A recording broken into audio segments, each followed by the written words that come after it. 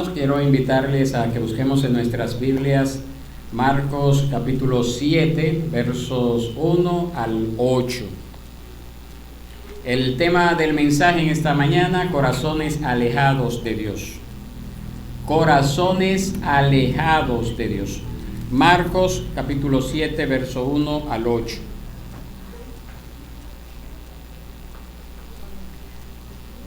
Nos dice así la palabra del Señor. Los fariseos y algunos de los escribas que habían venido de Jerusalén se reunieron alrededor de él y vieron que algunos de sus discípulos comían el pan con manos inmundas, es decir, sin lavar. Porque los fariseos y todos los judíos no comen a menos de que se laven las manos cuidadosamente, observando así la tradición de los ancianos. Cuando vuelven de la plaza, no comen a menos de que se laven, y hay muchas otras cosas que han recibido para observarlas, como el lavamiento de los vasos, de los cántaros y de las vasijas de cobre. Así que los fariseos y los escribas le preguntaron: ¿por qué tus discípulos no andan conforme a la tradición de los ancianos, sino que comen con manos inmundas? Jesús les respondió: bien profetizó Isaías de ustedes, hipócritas, como está escrito: este pueblo con los labios me honra, pero su corazón está muy lejos de mí. Mas en vano me rinden culto, enseñando como doctrinas preceptos de hombres. Dejando el mandamiento de Dios, ustedes se aferran a la tradición de los hombres. Dios bendiga su palabra. Oremos al Señor. Soberano Dios y Padre, tú que moras en las alturas de los cielos, al acercarnos en esta mañana delante de tu presencia, queremos suplicarte que tú tengas misericordia de nosotros y que tu palabra, Señor, sea correctamente expuesta a través de mis labios, Padre. Que tú hables a nuestras vidas y que si hay algún corazón que haya estado alejado de ti, ya sea por seguir las tradiciones de los hombres, ya sea por negligencia, por desidia, en esta mañana, al ser expuesto a este tema, este corazón pueda moverse por el poder de tu palabra obrando en sus vidas, acercarse a ti, que venga delante de ti en arrepentimiento y fe, y tú les concedas, Señor, el perdón, y tú les concedas esa paz interna de la que gozan aquellos que se han acercado a Cristo. Esto te lo pedimos, Padre, en el nombre de Cristo Jesús, nuestro Señor y Salvador. Amén y amén. Mantenga su Biblia allí abierta, mis hermanos.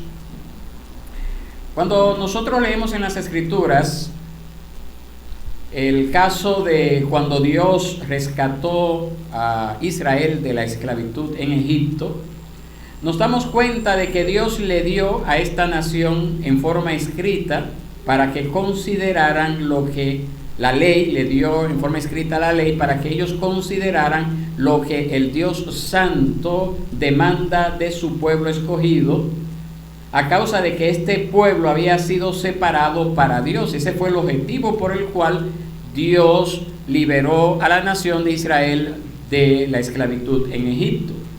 Esta ley es una ley que pone de manifiesto el carácter santo y justo de Dios, de modo que ellos no tuviesen una imagen equivocada del Creador, como habían tenido los pueblos que habían estado por décadas, siglos alejados de Dios.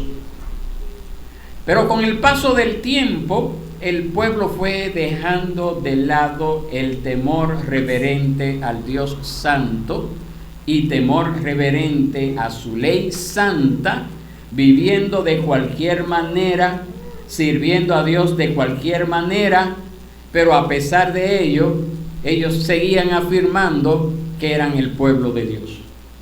Eso es lo mismo que nosotros vemos en nuestros tiempos, en nuestro entorno. Y yo siempre tomo como referencia lo que dice lo que vemos en los artistas de nuestros tiempos, que hablan mucho de Dios, hablan mucho de tener a Dios y que Dios es que le da las victorias, le da la popularidad, la fama, pero en la práctica ustedes saben que son personas que viven vidas licenciosas, vidas adúlteras, en fornicación, bajo los efectos del alcohol, de las drogas, maldiciendo, enseñando a maldecir a la gente, y evidentemente con esta actitud están quebrantando la ley de Dios, la ley moral de Dios que sigue vigente para nuestros tiempos. Entonces estas personas, por un lado, dicen tener a Dios, pero con sus hechos demuestran que Dios no vive en sus corazones. Eso es para ponerle un ejemplo del caso de los artistas. Pero asimismo vivió la nación de Israel. Y asimismo vive mucha gente en nuestros tiempos que se hacen llamar religiosos. Por un lado dicen tener a Dios, por un lado dicen servir a Dios, pero por el otro en sus hechos demuestran de que real y efectivamente a ese Dios a quien ellos dicen servir no es el Dios de las Escrituras, no es ese Dios santo, no es ese un Dios que demanda obediencia, no es ese Dios que demanda consagración absoluta. Eso mismo pasaba con la nación de Israel. Y ante esto, el testimonio de la ley y de los profetas siempre les advirtió a la nación de Israel de no tomar el nombre de Dios en vano, y siempre les llamó al arrepentimiento para que la nación de Israel adoraran a Dios en espíritu y en verdad, y no bajo un mero ritualismo vacío y sin sentido como muchos religiosos viven en nuestros tiempos.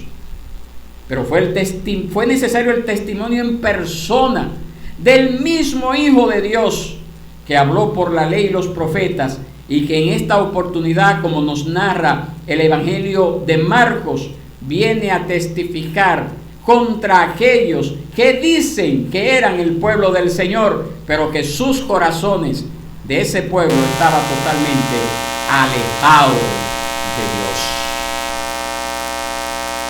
Totalmente alejados de Dios. Comienza el pasaje del capítulo 7 de Marcos a relatarnos un enconado enfrentamiento entre los fariseos y los escribas en contra del Señor Jesús. Y como veremos más adelante, este conflicto irá en aumento a tal punto que va a terminar con el complot para matar a Jesús. Pero ahora centremos nuestra atención en este grupo de personas que viajaron desde el centro hasta el norte del país, que viajaron de Jerusalén hasta Capernaum. Este grupo conocido como los fariseos y los escribas, estas personas quienes eran en aquel entonces las personas más respetables en el pueblo, los que tenían fama de ser aquellos cuyos corazones, entre comillas, estaban más cerca de Dios, los, entre comillas, más consagrados. Los fariseos, que era un grupo que se autodenominaban los separados, los separatistas, un grupo que, según algunos comentaristas, dicen que se originaron durante la época de los macabeos en el siglo II a.C., que era el grupo religioso que habían tomado el control religioso del pueblo judío en la época de la primera venida del Señor Jesús. Este grupo que tenían un conocimiento mayor de las Escrituras, este grupo que buscaban practicar y enseñar a otros a practicarla junto a sus amigos los escribas, las Escrituras, que en su mayoría los escribas también eran fariseos, pero no todos. Este grupo que se consideraban, entre comillas, los más instruidos, eran personas que eran tenidas en alta estima, que se habían ganado un lugar preponderante en la comunidad judía de aquel entonces. Estas personas que se habían dedicado a aprender y a interpretar y a aplicar la ley, es precisamente este grupo de personas que vienen a Jesús, pero no vienen a aprender humildemente de Él. No vienen a Jesús reconociendo que las escrituras que ellos decían que estudiaban, hablaban de Jesús. No vienen a Él a eso, sino que vienen a tratar de encontrar alguna forma de hacer caer a Jesús y a sus discípulos para tener con qué acusarlos. En nuestros tiempos, mis hermanos, en nuestro entorno también encontramos, contrario a aquellos tiempos, personas que no dicen saber mucho, personas que dicen que no han estudiado mucho, pero personas que dicen que la unción del Espíritu Santo está sobre ellos para declarar de parte de Dios lo que se debe de creer y hacer en la iglesia. Este es otro extremo, pero también con una actitud farisaica. Son esas personas que dicen, no, yo no necesito ir a un seminario. ¿Para qué ir a un seminario? Si el Señor viene y me revela. Yo no necesito preparar un sermón. ¿Para qué preparar un sermón? Si el Señor me dice que abre mi boca y Él me la llenará. Yo solamente abro la palabra y de ahí me desato.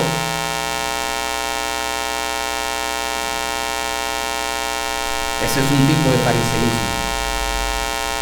Pero también hay otro lado en esta época, en nuestros países, en Latinoamérica, donde se oye hablar también en estos tiempos mucho de la reforma, de iglesias reformadas, pero lamentablemente solo de nombre, porque su práctica dista mucho de los pilares de la reforma del siglo XVI. A nivel mundial se habla de un nuevo calvinismo promovido por reconocidos pastores y predicadores de corte reformado. Dicho movimiento se está poniendo y creciendo, se está poniendo de moda y creciendo mucho, pero cuando nosotros revisamos cuidadosamente su enfoque, se puede notar que sutilmente se va alejando de los postulados bíblicos e históricos proclamados precisamente por ese líder a quienes ellos dicen seguir, Juan Calvino y otros reformadores. Pero muchos consideran que está bien porque son figuras reconocidas y muy instruidas los que promueven esto. Y hay otros que dicen, no, pero si la iglesia crece, pues está bien, lo importante son los números, lo importante son los resultados. Pero cuán equivocado están esas personas, mis hermanos, y cuán equivocado estaríamos nosotros si caemos en el error de seguir a este tipo de personas. Le he presentado dos extremos. Un extremo que es del lado reformado, del cual nosotros venimos y somos parte ahora mismo, y otro extremo del lado pentecostal, que también está mal. En la época de Jesús, los escribas y los fariseos eran los más reconocidos, pero reñían con la popularidad que estaba teniendo el Señor Jesús, que había crecido, como usted ha visto en los sermones anteriores y en nuestras lecturas anteriores, que la popularidad de Jesús estaba en aumento, estaba creciendo. La gente oía hablar de Jesús y corría detrás de Él. La gente oía hablar de Jesús y no le daba chance a Jesús ni siquiera para comer o para descansar. Estaba creciendo la popularidad de Jesús, aunque ya pronto va a comenzar a decaer en nuestra serie, lo iremos viendo.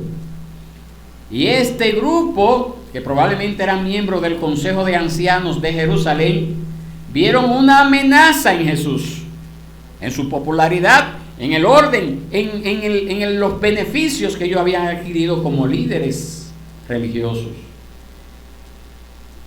De modo que había que hacer algo, había que pararlo, había que detenerlo, pero era necesario llenarse de argumentos para acusar a Jesús y así poder matarle. Por lo tanto, mis hermanos, cuando los ancianos de Jerusalén ven esta popularidad de Jesús, entienden de que no es cualquier tipo de persona que debe de ir a rebatir, a argumentar en contra de Jesús, sino que eran personas instruidas las que podían hacer estos debates, entrar en estas argumentaciones en contra de Jesús, y así pudieran levantar entonces evidencias contra el Señor y así tener así poder formular una acusación en contra del Señor. Entonces, del centro de la ortodoxia de Israel, que era la ciudad de Jerusalén, el Consejo de Ancianos de Jerusalén envían a intérpretes de la ley con aquellas personas que demuestran externamente el mayor conocimiento, la mayor interpretación de la ley. ¿Quiénes eran? Los fariseos. Por eso van estos dos grupos, los escribas y los fariseos. Pero era lamentablemente este tipo de personas que tenían, a pesar de ser muy religiosos, a pesar de ser muy estudiosos de las Escrituras, tenían sus corazones alejados de Dios. Alejados de Dios. A causa, mis hermanos, ¿usted sabe de qué? De haber puesto una serie de preceptos humanos a la santa ley de Dios. Y eso precisamente debería de llamarnos a nosotros a reflexión en esta mañana. ¿Qué tan cerca están nuestros corazones de Dios? ¿Qué tan cerca están nuestros corazones delante de Dios? Porque no es sencillamente con que yo fui a la iglesia, no es sencillamente con que leí las Escrituras. Hay algo más, mis hermanos. Hay algo más que el Señor pide de nosotros. Y eso que el Señor pide de nosotros es que no seamos oidores olvidadizos de la palabra de Dios. Algo más que el Señor pide es que no leamos la palabra y tratemos de justificar lo mal hecho, contradiciendo lo que estamos leyendo en la palabra de Dios. Eso era precisamente lo que le ocurría a este grupo religioso. Y es precisamente el segundo punto de nuestro pasaje en esta mañana. Y es que Cristo denuncia a estas personas porque tenían sus corazones alejados de Dios, aunque parecían cumplir en todo lo que Dios exige. Tenían corazones alejados de Dios, aunque parecían cumplir en todo lo que Dios le exigía. E incluso condenaban a aquellos que no lo cumplían. Los versos 2 y 5 de este capítulo 7, si usted puede volver allí, nos ilustran esto claramente. Los fariseos y los escribas acusaron a algunos de los discípulos de Jesús de no lavarse ritualmente las manos antes de comer, tal como lo enseñaba la tradición de los ancianos. Nosotros sabemos que es saludable lavarse la mano, ¿verdad que sí? Eso lo enseña Wendy en la escuela, ¿verdad? Sí, así es. Y también Miguelina, ¿verdad que sí? Sobeida, me imagino. Eso es saludable, mis hermanos. Pero no era lo que ellos enseñaban. No era el aspecto físico, fisiológico que estaba involucrado en el lavarse la mano antes de comer para evitar posibles enfermedades cuando usted ha tenido contacto con el medio ambiente. No era eso lo que ellos decían. No era eso lo que ellos buscaban. Esa no era la razón de la tradición que los fariseos y los escribas denuncian en este pasaje bíblico, sino que era simplemente un ritual. Algunos historiadores dicen que los fariseos habían impuesto que era necesario antes de orar a Dios por la bendición de los alimentos estar limpio, y ello se cumplía mediante la ceremonia de lavarse las manos. De modo que si alguien no cumplía con lavarse las manos, estaría ofendiendo a Dios porque no estaba puro internamente. No era físicamente, era internamente para ellos. Le estaban ofendiendo a Dios. Y eso es de lo que acusan a los discípulos y indirectamente a Jesús cuando le hacen la pregunta a Jesús: ¿por qué tus discípulos no comen? No se lavan las manos antes de comer. No se lavan las manos antes de comer. El verso 3 de este pasaje nos señala que este grupo religioso y sus seguidores en general se aferraban rigurosamente a las tradiciones de los ancianos. Se aferraban a esas cosas que les habían enseñado sus líderes religiosos de generación en generación, y consideraban que dichas tradiciones eran correctas y no había por qué dejarlas a un lado. Y según algunos historiadores, se lavaban las manos hasta los codos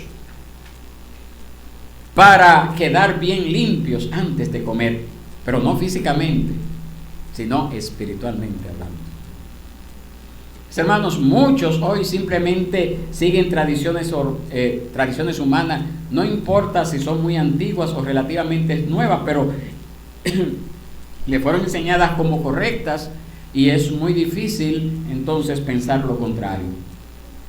Yo me acuerdo que yo conocí una tradición que decía que cuando una gente llegaba a la iglesia tenía que arrodillarse a orar, y nadie sabe de dónde venía esa tradición. Y nadie sabe quién se la inventó. Y no es una tradición que está mala, al igual que lavarse la mano no está mala. Ahora, lo que está detrás de eso sí puede estar malo. ¿Me entiende lo que le quiero decir? No está malo que usted venga y se arrodille a orar. Nadie le va a decir que está mal. Está bien, está correcto. Incluso nosotros incentivamos que cuando llegamos al templo es bueno tener un tiempo de comunión con el Señor. No está malo. El problema es que yo puedo seguir todos esos rituales, o como el ritual aquel que decía que comer chicle en el culto estaba mal. Y aquí tuvimos personas que decían no es bueno comer chicle en el culto, y quería imponer eso, que no era correcto. Yo digo, no está mal, no está bien tampoco. Pero lo que está detrás de esa imposición es lo que puede ser pecaminoso. Y eso es precisamente lo que vemos aquí con los escribas y con los fariseos. El lavarse la mano antes de comer puede cumplir con una buena práctica para cuidarnos, la higiene física de cada uno de nosotros. Deberíamos de hacerlo siempre que vamos a comer algo. Lavar bien los alimentos también, los alimentos crudos.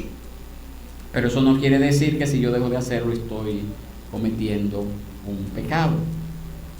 ¿Por qué? Porque el pueblo, los judíos, los fariseos específicamente, lo veían como algo que era sacrílego si no se hacía, que era pecaminoso si no se hacía. Dice el verso 4, si usted puede acompañarme, de este relato, Marcos 7, que en general los judíos guardaban muchas cosas sin sentido. Dios no las había mandado. Dios no había mandado a bautizarse antes de comer, bautizar los vasos, bautizar los jarros y los utensilios de metal. Y usted dirá, pero ¿está pidiendo ahí bautismo? No, mis hermanos, no le está diciendo. Pero el término griego que se traduce ahí como lavamiento es el mismo término griego que se traduce más adelante en las escrituras como bautismo. Por eso nosotros también creemos que el bautismo no es solamente por inmersión, porque aquí dice que se lavaban, no se sumergían las manos. Entonces, cuando habla ese término griego bautizar, está hablando de lavamiento. Entonces, el bautismo puede ser también por aspersión. Se hablaba aquí de un lavamiento ceremonial, pero ¿qué sentido tenía para ese contexto limpiar ceremonialmente los platos donde se servía la comida o las jarras de las bebidas que acompañaban la comida? ¿Y qué sentido tenía para esas personas hacerlo cuando sus corazones estaban alejados de Dios? ¿Qué sentido tiene usted venir a la iglesia si su corazón no está aquí en esta mañana? ¿Qué sentido tiene usted cantar un himno si usted no sabe lo que usted está cantando, si usted no le da sentido a ese cántico? Esa era la actitud de los fariseos. Tenían prácticas externas, prácticas para ser vistas por los hombres, para ganarse ese puesto de autoridad en la nación de Israel, pero sus corazones estaban alejados de Dios. Alejados de Dios. En nuestros tiempos también, en el mundo pentecostal, está muy de moda, y creo que no sé si todavía se sigue usando, pero por lo menos cuando yo me convertí, se usaba mucho de que, bueno, compré una casa, hay que ungir la casa. Compré un carro, hay que ungir el carro. Cuando no hay ningún mandato bíblico para ello. No hay ninguna ordenanza bíblica para ello. Quizás en un tiempo, siglos atrás, décadas atrás, a alguien se le ocurrió que era bonito que cuando se compraba una casa, ir por las paredes ungiéndola con aceite. Y alguien dijo, ay, qué bonito se ve, yo lo voy a hacer cuando compre la mía. Y ese lo hizo cuando compró la suya. Y otro dijo, pero se ve muy bonito, vamos a seguirlo haciendo. Y se convirtió en un vano ritualismo. Y al día de hoy es inconcebible para muchos pentecostales el mudarse a una casa sin ungirla, el comprar un carro sin ungirlo. José Miguel, usted compró un vehículo y ya no lo ungió, ya se perdió. Es inconcebible eso. Y cuando le preguntamos dónde hallamos referencia bíblica a esto, bueno, siempre vamos a encontrar un pasaje bíblico. Que el templo fue ungido, ok, pero ya no tenemos el templo. El templo era un lugar físico de la presencia de Dios. Por eso nadie podía entrar, solamente el sacerdote, el sumo sacerdote una vez al año al lugar santísimo.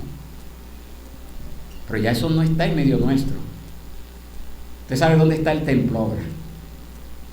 En nuestros corazones. Nosotros somos los llamados a ser templo del Espíritu Santo. Nosotros somos llamados a cuidarnos. Nosotros somos los llamados a ungir nuestras palabras, nuestra mente, nuestro ser. Y ya no con aceite, sino con el Espíritu Santo. Hay muchas personas que parecen cumplir en todo lo que se ha convertido en vano ritualismo, que no tiene asidero en las Escrituras, y condenan a los que no cumplen como ellos. Guardan muchas cosas, pero no son más que tradiciones y cosas sin sentidos, con lenguaje y apariencia bíblica, pero quienes hacen esto tienen corazones alejados de Dios. Y en nuestro tercer punto en esta mañana vemos cómo Jesús denuncia aquellos corazones alejados de Dios, aunque dicen adorar y servir fielmente al Señor. Y Cristo precisamente aquí, mis hermanos, ¿a dónde acude? A donde usted y yo siempre debemos de acudir. No, que tú siempre dices que es la palabra. No, mis hermanos, pero eso es lo que Cristo nos enseñó. ¿A dónde acude Cristo para rebatir a estos fariseos y escribas? ¿A dónde acude? A la palabra. Cristo acude a la Escritura para aplicar el mandamiento de no tomar el nombre de Dios en vano en la adoración a Dios ni en la honra debida a su nombre. Y también retoma la denuncia de Isaías en su época, esa denuncia que hizo Isaías al pueblo de Dios de su época, que ofrecían sacrificios, celebraban fiesta y externamente adoraban a Dios. Muchos en la época de Jesús y muchos también hoy tienen corazones alejados de Dios, aunque dicen adorar y servir fielmente al Señor, pero no lo hacen de corazón. De labios proclaman a Dios y hasta dicen cosas muy ciertas del Señor. Cuando exponían la ley, los escribas decían verdad, pero en su aplicación torcían las Escrituras. Hoy muchos citan la Biblia. Algunos exponen cuidadosamente las Escrituras y hablan verdad de lo que Dios dice, pero sus vidas niegan lo que con sus palabras enseñan. Que el Señor nos cuide de nosotros no caer en ese error. Como le decía hace un ratito, de estos artistas que son los más conocidos. Pero muchas veces en nuestro entorno tenemos personas que viven así también. Dicen una cosa con sus labios, pero con sus enseñanzas y con sus prácticas lo niegan. Sus corazones se han alejado de Dios. Muchos siguen un ritualismo vacío y sin sentido. Meras formas externas que dicen adorar a Dios, pero su corazón está lejos del Señor. Unos dicen ser más espontáneos y dicen dar libertad al Espíritu, y su celebración no es más que un show. Eso lo vemos en iglesias evangélicas en nuestros tiempos. Un espectáculo, a veces muy bien preparado, muy bien organizado, con luces muy bonito, hasta con un lugar con aire. Yo espero que tengamos aire aquí pronto, ¿verdad? Muy bien organizado. Otras iglesias entonces tienen esos mismos espectáculos muy improvisados. Entonces, si a mí me ponen a elegir entre el que es improvisado y el que es organizado, siempre me quedo por el que es organizado. Entonces estas iglesias de la prosperidad que tenemos, que abundan mucho, principalmente en los barrios más ricos de la ciudad, en el centro de la ciudad, tienen esos espectáculos muy organizados, himnos muy bien preparados, con muy buena música, buenas luces, buenos auditorios. Y en los barrios tenemos hermanos con espectáculos improvisados, el mismo espectáculo pero improvisado, con poca organización. Unos allá en la ciudad con su intelecto, otros en los barrios con sus emociones, pero lamentablemente en muchas ocasiones, no en todas, alejados de Dios. Alejados de Dios. Acuérdese que los fariseos eran el grupo religioso dominante de la nación de Israel. Eran los que se preocupaban de aplicar la ley al pueblo, pero no estaban realmente comprometidos con la verdad de Dios. Eso, los judíos, los fariseos, los escribas, pues aunque externamente manifestaban adorar a Dios, sus corazones estaban muy lejanos del Señor. Sus vidas testificaban que no tenían temor de Dios en ellos. Lo único que ellos tenían eran sus costumbres, sus tradiciones, sus mandamientos humanos, que seguían, pero sus vidas demostraban que no tenían un compromiso de vivir de acuerdo a las enseñanzas de las Escrituras, esas enseñanzas de amor, de misericordia y verdad de las Sagradas Escrituras. Lamentablemente, mis hermanos, eso se ve en nuestro tiempo, tanto pecado que vemos dentro de la comunidad evangélica. Nosotros somos los llamados a proclamar la verdad del Evangelio. Como cristianos, como evangélicos, me incluyo allí, nos incluimos allí. Pero hay tanto por hacer en el mundo evangélico, porque la ignorancia es tal que cuando una persona comete un pecado, porque es una persona famosa dentro del mundo evangélico, quieren justificar el pecado. Porque Dios lo usó en aquel entonces, porque Dios hizo aquello. Señor, tenga misericordia, mis hermanos, de nosotros no caer en ese error, ni tampoco de justificar cualquier cosa mala que yo pueda hacer también como pastor. No, porque el pastor lo tenemos aquí siempre, y si el pastor se va, ¿a dónde lo vamos? ¿Con quién nos quedamos? El Señor nos cuide de no caer en ese error. Y por esa razón yo quiero hacerle una pregunta a usted en esta mañana. ¿Cuál es su compromiso con la verdad bíblica? ¿Cuál es su compromiso con la verdad bíblica? Esa verdad bíblica se limita solamente al tiempo de adoración, donde usted públicamente adora a Dios un domingo como hoy. Se limita solamente al tiempo de enseñanza durante la escuela dominical. O ese compromiso con la verdad bíblica involucra cada aspecto de su vida, que cuando usted salga de aquí en un ratito, usted pueda seguir proclamando esta misma verdad bíblica allá en medio de un entorno desfavorable para usted. Cuando nosotros leemos las Escrituras nos encontramos con que Jesús denuncia que muchos tienen corazones alejados de Dios y que habían reemplazado el mandamiento de Dios por la tradición. ¿Usted sabe por qué? Porque muchas veces es más fácil reemplazar el mandamiento de Dios por la tradición, porque la tradición es más fácil de sobrellevar. Y esto lo veremos más adelante, el próximo domingo. Pero por lo menos vea lo que dice el verso 8. El verso 8 de Marcos 7, véanlo conmigo. Ahí nos indica que los escribas y fariseos, a pesar de su conocimiento y aparente servicio a Dios, siendo guía de ciegos, habían reemplazado la observancia del mandamiento directo de Dios por la tradición de los ancianos sobre lavamientos y muchas otras cosas. Es una característica sobresaliente, mis hermanos, de aquellos corazones alejados de Dios, reemplazar el mandamiento por una tradición, porque la tradición es más fácil de sobrellevar. Es la característica natural en su estado caído del hombre, en ese estado caído y alejado de Dios. Es la característica que usted ve en la religión popular en nuestros tiempos, en el catolicismo romano. Cambian los mandamientos de Dios por las tradiciones. Es más fácil seguir la tradición de una virgen, de un santo, de una misa, de una celebración, de una vía crucis, de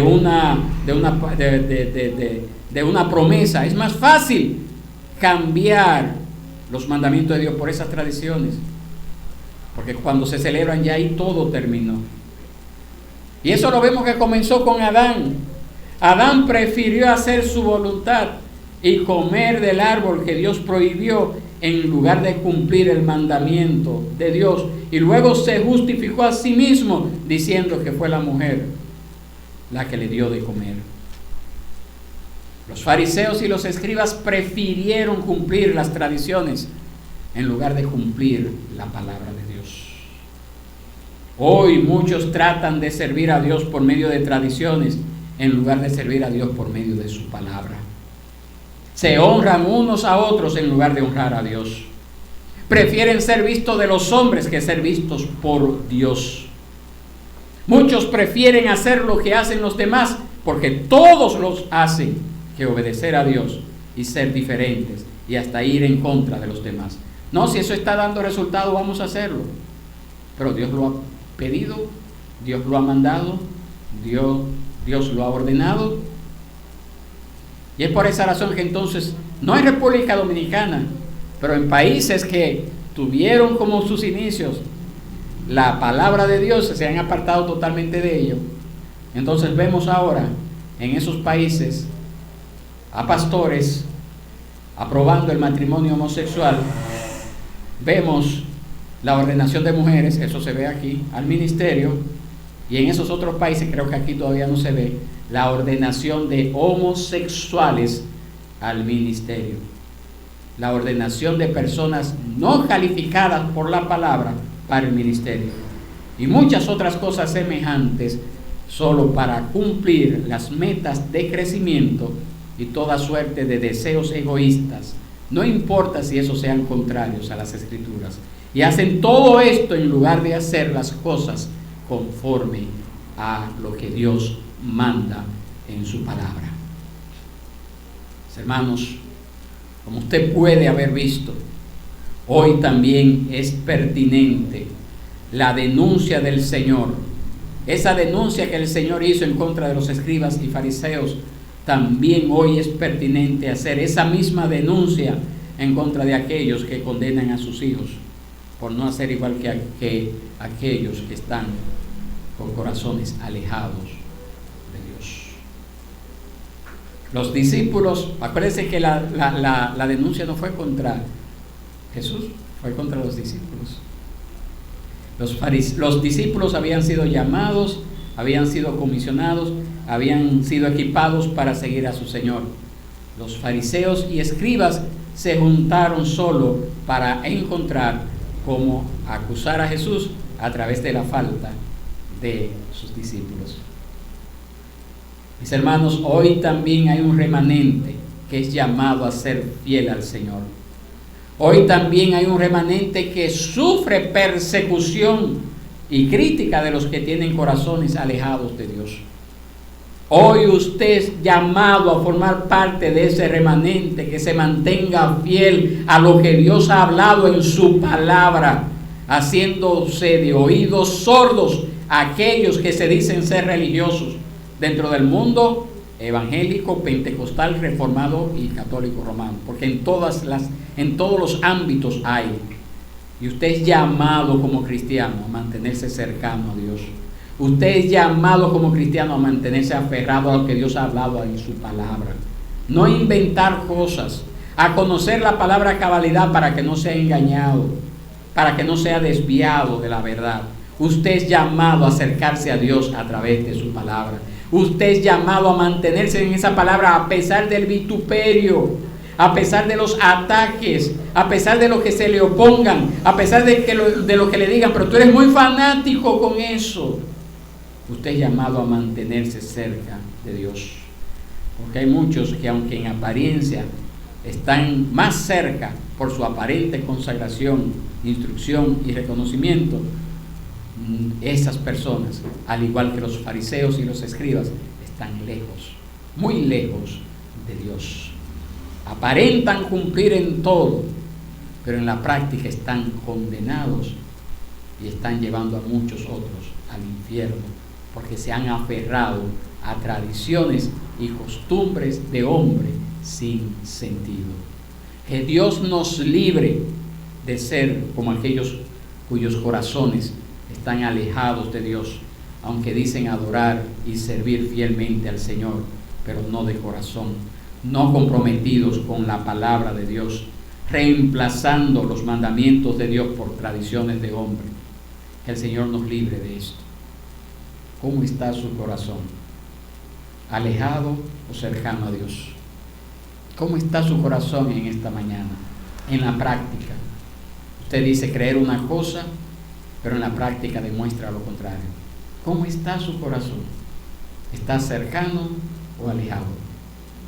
Cualquiera que sea nuestra condición, ya sea que estemos cercanos o alejados, si estamos cercanos, la invitación es que se siga manteniendo allí, a la luz de su palabra, que se mantenga allí cercano, que mantenga ese fuego del Señor en su vida.